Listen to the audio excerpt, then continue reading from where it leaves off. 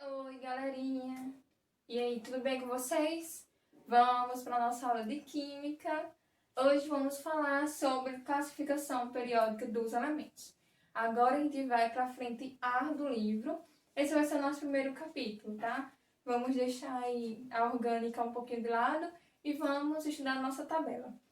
Então, a nossa tabela atual, como é que ela é classificada, como ela é dividida? Eu sei que vocês já sabem, mas vai dar aqui algumas revisãozinha para vocês testarem seus conhecimentos.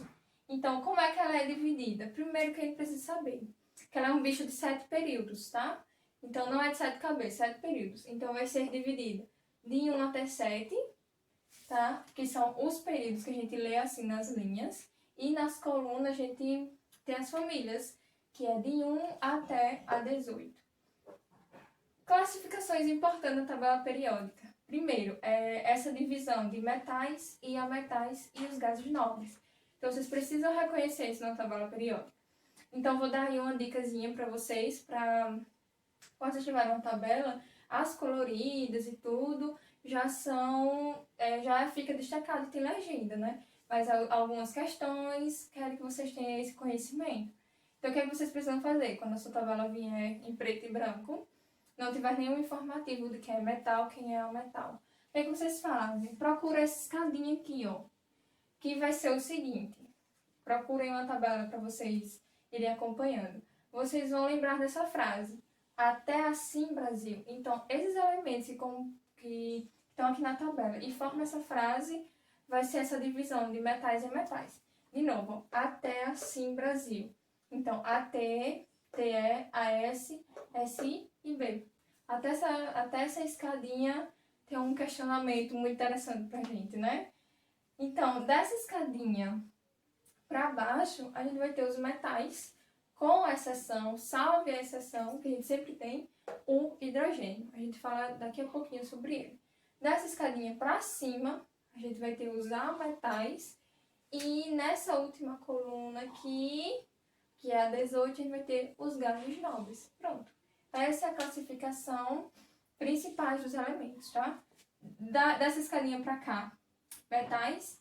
Essa galera aqui em cima da escadinha e o hidrogênio, ametais. E essa galerinha da última coluna, os gases nobres. Mas e aí? O que é que isso tem a ver? O que é que isso vai nos dizer? Olha lá algumas propriedades deles. Quem são ametais? Eles não brilham, são maus condutores, são os elementos ali meio neutros, não mexe com ninguém. Agora, os metais. E os ametais é o contrário dos metais. Então, vamos lá. Metais. O que eles são? Sólidos. Todo mundo é sólido. Tem um brilho metálico, tá? Então, alguns metais a gente já conhece. Então, já tem essa ideia de brilho metálico.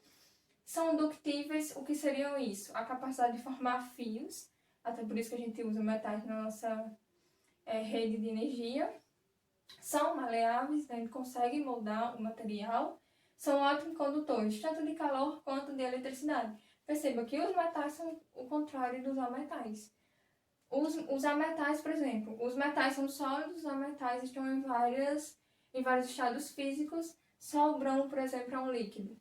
Então, são bem diferentes. E os gases nobres, como o nome já diz, são gases. Eles têm baixa reatividade e alguns são inertes.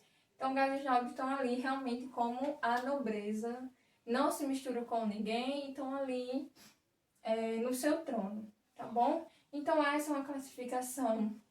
Nessa tabela, a gente vai ter outras. Por exemplo, temos elementos representativos e elementos de transição. Como é que a gente vai saber isso? Vamos lá. Essas duas primeiras famílias e essa galera aqui, da 13 a 18, eles são os elementos representativos, tá? Essa galera aqui, com essa galera aqui toda, são os elementos representativos.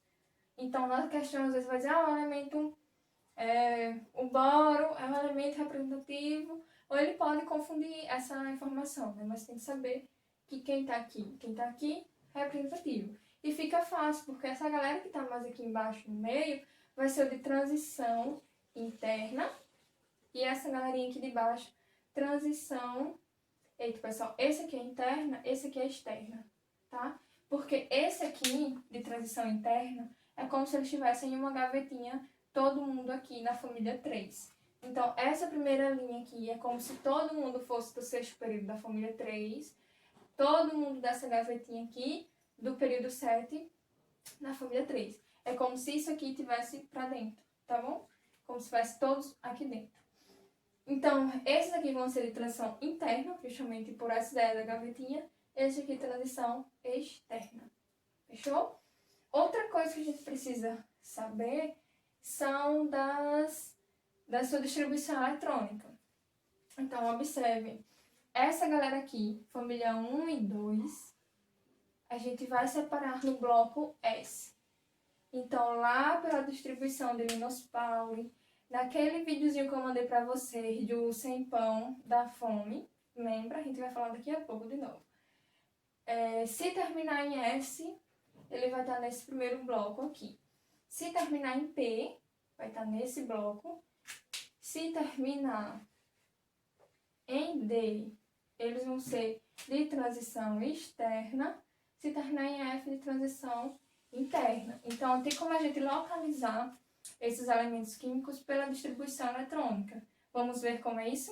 Deixa eu trocar esse quadro pra gente. Gente, eu dei uma limpada aqui nas informações e deixei só a estrutura da tabela e o nosso diagrama de Linus Pauling, pra gente ter essa ideia melhor daqueles blocos que eu mostrei pra vocês, do S, do P, do D e do F, a gente vai discutindo agora melhor.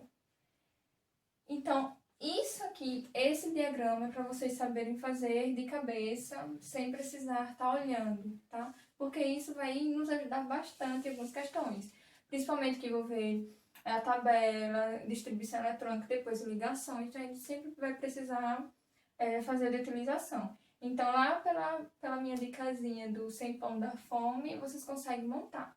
Então, tem que saber ler também, montar e saber ler, que assim na diagonal é esse diagrama. Mas para que isso vai importar? Vamos lá, eu falei para vocês que todo mundo desse grupo aqui, desse bloco, terminaria em S, tá bom? Então, e eu vou dizer ainda mais, quem for da família 1, essa família aqui, vocês sabem o nome dela?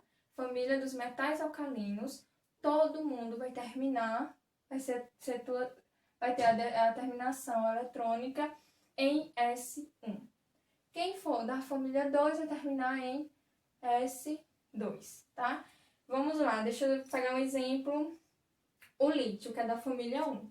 O lítio, ele vai ter 3, o número atômico 3. Então, como seria a distribuição desse elemento químico? 1S2, segundo o diagrama, 2S1. Com isso, tem como a gente localizar esse elemento químico que a gente observa. O último índice que a gente preencheu, colocou, e o que isso vai dizer pra gente? Esse número que vier na frente vai dizer o período, então ele vai estar no período 2, e esse S1 justamente a família. Eu acabei falando pra vocês que a família 1 vai terminar em S1. Pronto, a gente localiza esse elemento fácil. Período 2, aqui 1, 2. Período 2, família 1, o lítio estaria ali. Acabou-se. O que vai acontecer? Quem estiver abaixo do lítio, olhem na tabela de vocês, vai ter a terminação 3S1. Por quê? Família, período. Quem estiver abaixo desse elemento vai terminar em 4S1. E assim sucessivamente, a gente tem até o último, que vai ser o 7S1. Pronto, não teve erro. Fez a distribuição eletrônica, terminou em S1. É um elemento da família 1, que vocês também precisam saber o nome, que é os metais alcalinos, tá? Isso vai acontecer também na família 2, que é os metais alcalinos terrosos. Só que vai acontecer o seguinte, eles vão ter a terminação S2, que é o caso do berílio, que vai ser o número atômico 4. Como seria essa distribuição? 1S2, 2S2. Olha aqui, ele vai ser vizinho do lítio. Aqui, ó. Vai ser do período 2, só que da família 2, que é os metais alcalinos terrosos.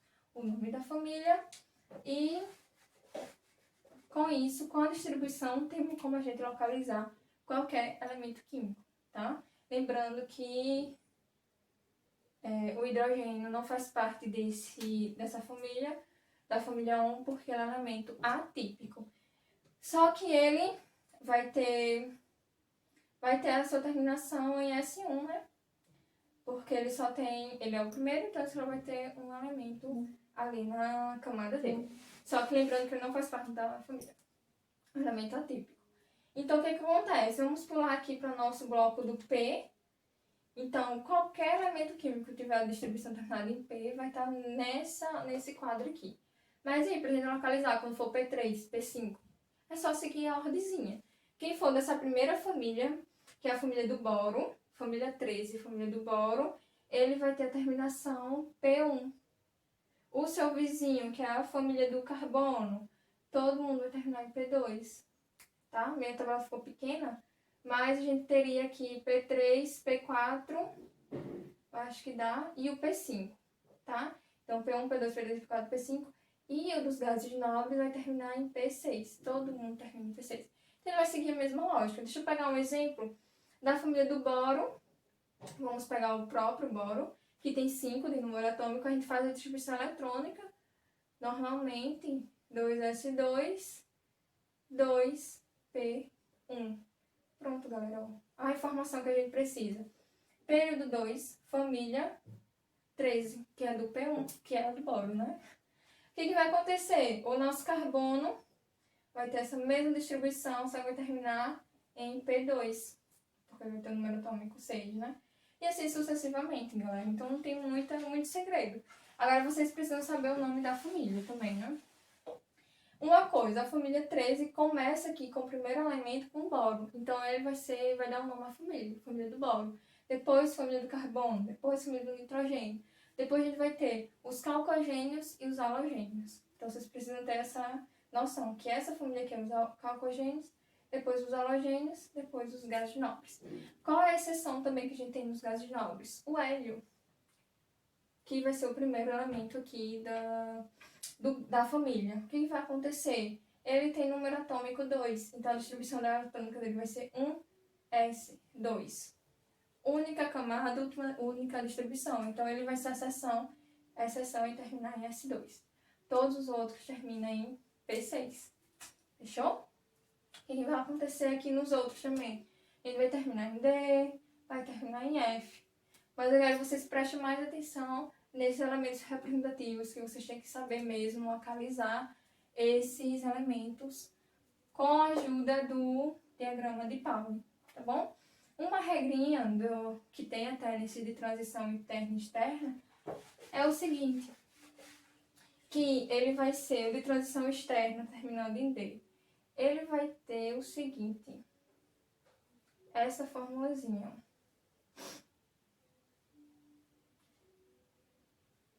O que vai acontecer?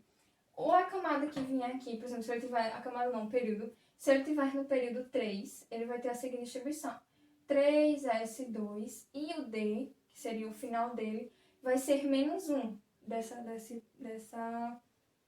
desse período aqui. Então, ele seria 2D de 1 até 8. Poderia ser 3, por exemplo.